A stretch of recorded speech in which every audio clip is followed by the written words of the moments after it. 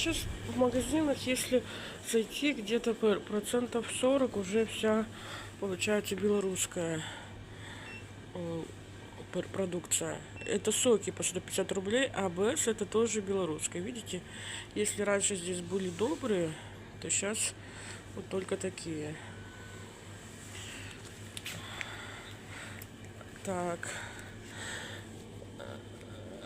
Еще я люблю такую вот Аскания, 200 рублей лимонада.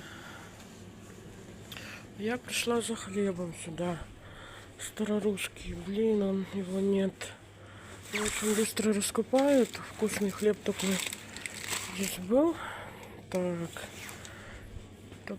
Вот остался последний. Это 100 рублей. Старославянский с колбасой. Вообще отлично.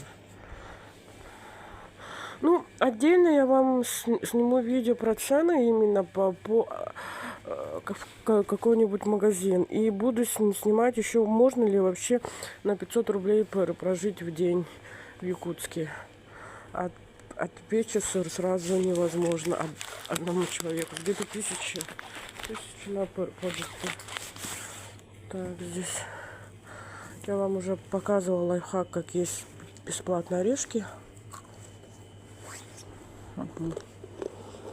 Дорого они. Так, ну все, как-то так.